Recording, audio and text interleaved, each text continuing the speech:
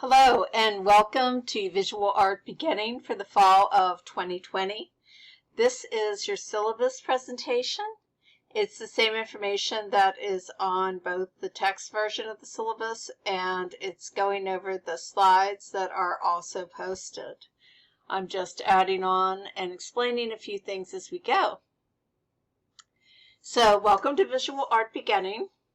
And what we do in this class is we focus on art and design, and you learn about both how to make it and also how to look at it. Look at it through a historical perspective, look at it and through criticism, which is discussing it, as well as creating it. We are hybrid, so you are going to be both in the classroom. And whenever you see an F2F abbreviation, that means face-to-face or actually in the classroom. And we're also going to be working online. And again, this is all subject to change at any time according to state and county protocols. But basically, when we are together in the classroom in your cohort, we're learning technical skills and I'm coaching you on your development technically. If we are working online, you will still be making things, but you will also be learning something about art history and visual literacy and how to be creative. This course does meet the North Carolina Standard Course of Study for Visual Art Beginning. So the course goals. The first goal is to learn how to communicate, which is visual literacy, which is ability to look at a picture or an image and read it, also to be able to write and create it, and to communicate, having it go back and forth. Creation is our second goal, and that's learning how to think creatively, how to solve problems and apply your skills. So it's not just about memorizing and doing something, but it's also about putting your own creative spin on things and learning how to put things together. And then the last goal is connection, which is understanding the past, present, and future through art, because visual art is one of the main ways that humans communicate is through what we see. An example of learning how to be visually literate is the image on the right. If you look at that, and all of the images in this PowerPoint and all PowerPoints are important. If you check out this image, see if you can figure it out first. What you have, it's a red square, and on it you have two bees and an oar, which is what you use to row a boat with, a knot, and then two more bees. So put it all together and you have to be or not to be. Okay, learning outcomes. At the end of this course, you should be able, visual literacy-wise, to create an original image that communicates a message. You should have developed some technical fluency, which is your ability to use a variety of studio techniques, materials, and processes in all of the basics. So you will be able to do some drawing, you'll be able to do some painting, and you'll be able to do some design. Contextual understanding, which is your ability, you'll be able to look at a piece of art and understand how it fits into the whole history of humans, how it represents this particular time and place, and how important the creative process is in that. Again, if you look at the image on the right, if you went back to a year ago, that might not exactly make sense because you wouldn't have the same context as to what social distancing is. And that means you wouldn't have experienced it and know. But ever since last spring, we have learned about social distancing. And this is the master of all social distancing, which is our good friend, Bigfoot. I really like monsters. Okay, so contact information. I am your teacher, Rebecca Rye, and you will learn some more about me. You can always reach me through my school email. Your Google Classroom is assigned by your cohort. So I have 2 classes of beginning art, but I have 3 cohorts. So all of the A's from both classes are in a group, all of the B's are in a group, all of the C's are in a group. Okay? You should have received an invitation to your Google Classroom on your school email, and if you are listening to this, you successfully are in your Google Classroom. Remind is what we're using for secured text messages. It allows us to send each other text messages without revealing phone numbers. I don't really mind if you have my phone number for text messages, but other people would prefer not to share theirs. So Remind is pretty simple. All you do is on your phone, text the number 81010. That's what you dial. And then in the message, you put in your cohort code. So A is at Trask Art A, B at Trask Art B, C at Trask Art C. Just like it says here. Make sure that you're doing the right code for the right cohort, because you will not always be at the same place in the class. Okay, health and safety is really important this year, and these are the rules for class.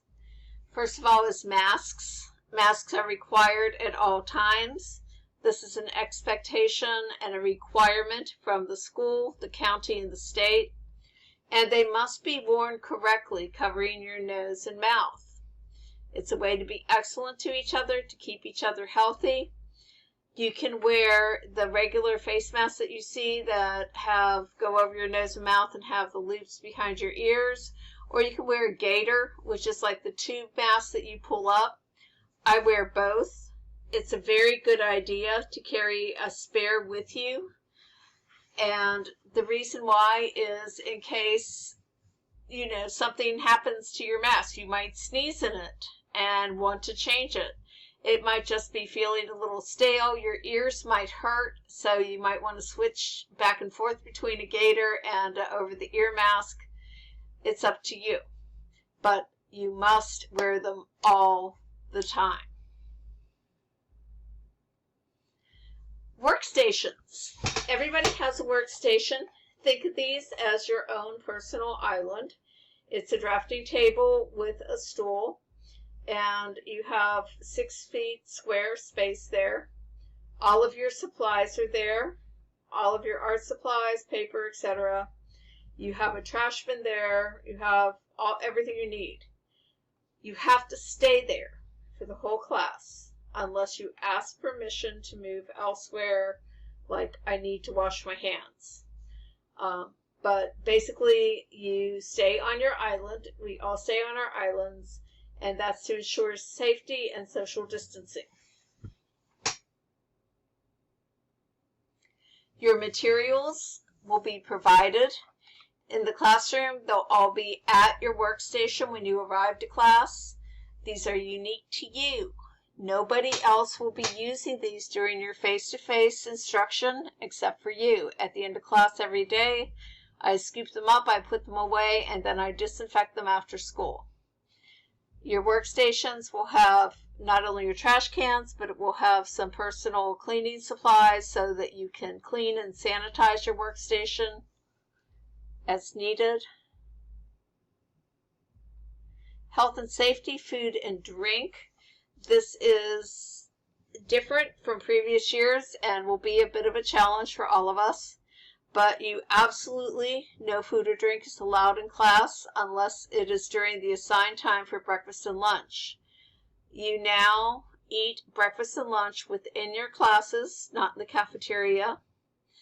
Breakfast is from 8 to 8:30, and you go and you grab your breakfast as you come into school, and you take it to your first block class and sit in your spot and eat it there.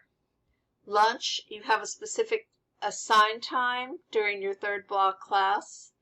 During lunch, escort will arrive and walk the class to the cafeteria, and you go on this little walk even if you are not eating the school lunch. You just go and take a little walk and then wait patiently. You pick up your lunch and then you return to class. School water fountains are closed, so it's very important to bring your own water bottle if you are thirsty, and that way you can have something to drink. Resting breaks are also assigned by class. This is to ensure social distancing and to allow time for cleaning, so they are scheduled. If you're in the second block art class, our time is at 10:35. If you're in the fourth block art class, our time is at 2:30. We do have 2 sinks in the art room that are supplied with obviously water and hand soap and paper towels, as well as hand sanitizer and other cleaning supplies. Your general supplies for class: please bring your Chromebook every single day. Whether you are actually in school, bring it to school with you, or if you are at home, you're definitely going to need it. At home, if you want to use an alternative device like a laptop or desktop computer, that is also okay. In class, all your art supplies will be provided. If you have your own sketchbook, you're welcome to bring that and use it. Otherwise, I will provide paper for you. At home, we have ordered supply packs that will give you all of these things individually that you take and you keep at home to use, but I don't know when they're going to get in. So suggested supplies for this class, starting out really easy: pencils, erasers, sharpeners, a ballpoint pen, black marker, blank paper or a sketchbook because you need to have something to draw on, colored pencils, watercolors, glue, and tape. Please if you're getting your own colored pencils, get something like Crayola. You don't need to have the top of the line colored pencils for this class, but if you get like the Rose Art pencils, then they don't work very well. Hopefully you already have most of these things at home. And then you also, if you have a cell phone with a good camera on it or a digital camera, that's excellent for taking pictures of your work and pictures for assignments.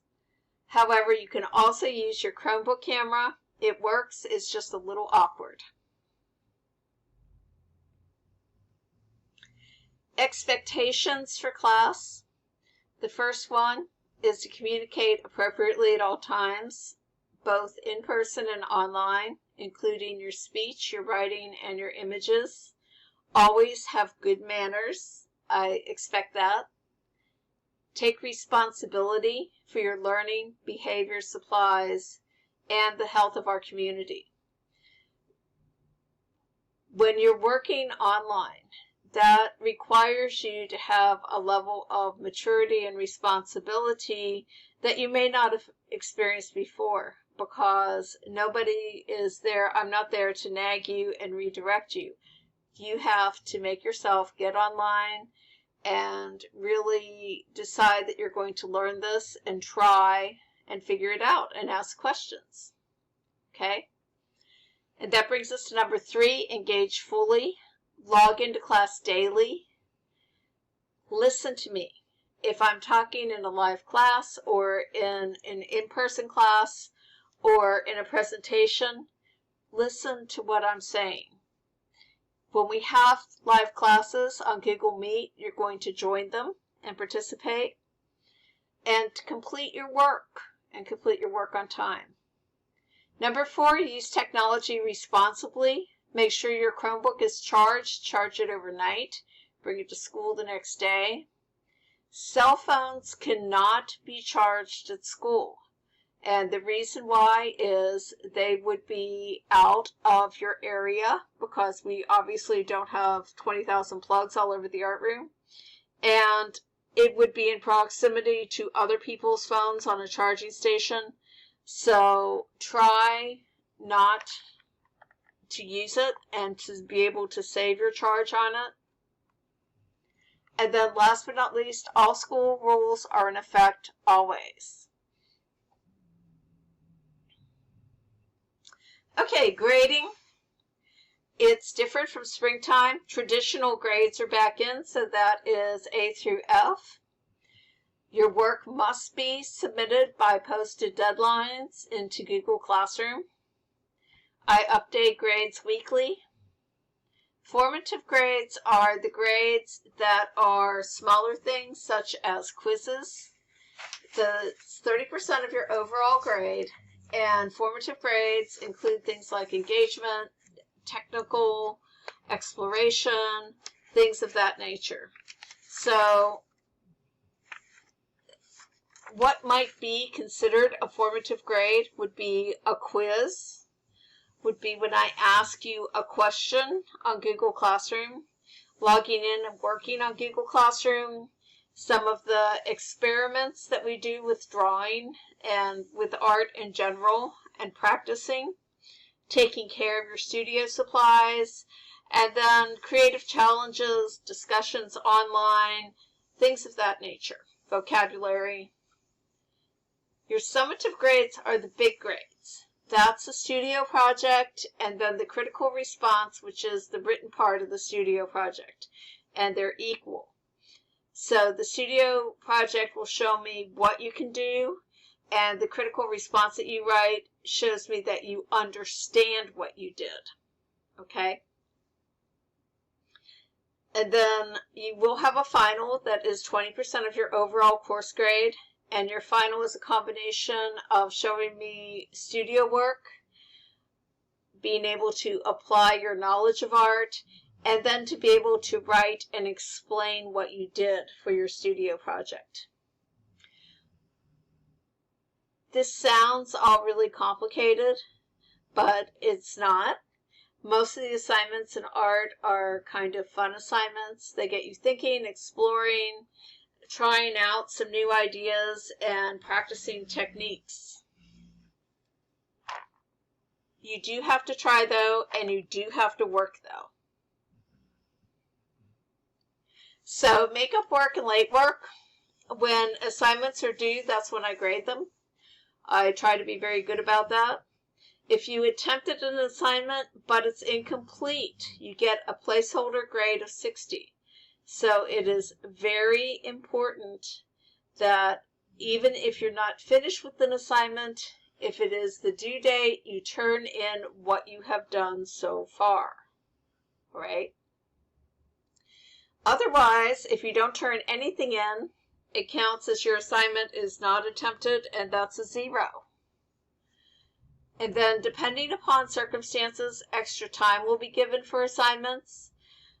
There really isn't, oh, I'm taking a day off or I'm absent or something like that, unless you're legit sick.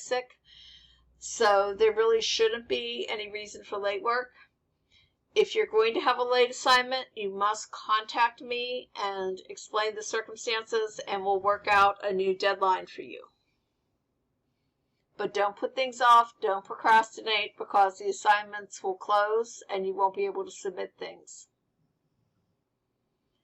Attendance. Attendance, this is very important. It's taken every day in Google Classroom. The attendance form is attached to the daily announcement in the class stream. Your form must be completed between 6 o'clock in the morning and 11:59 on that night in order to be counted present. So unless we're having a live class, you don't have to show up at, like, if you're home online and your class is, second period and it starts at 10:30 or whatever, you don't have to be online at that specific time to be counted present. You could do it earlier, you could do it later, unless we have a live class, but you must do the attendance form every day. If you are in the classroom with me in face-to-face class, I will take attendance through PowerSchool, just like we do in regular school, as well as online. If your cohort, which I spelled wrong, is face-to-face and you are not at school, use the online form.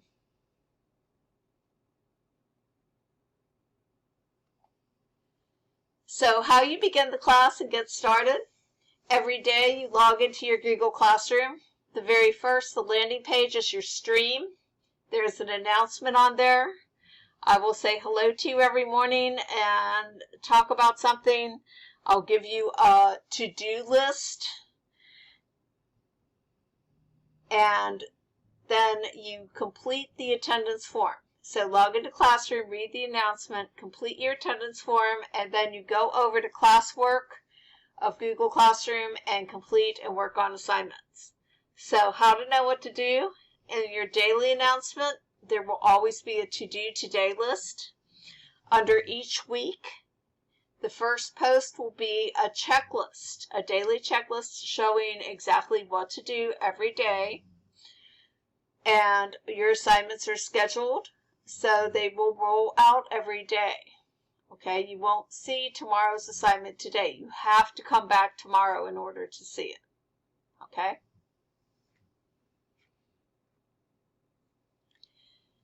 Always remember, I am here for you. If you have a question, ask.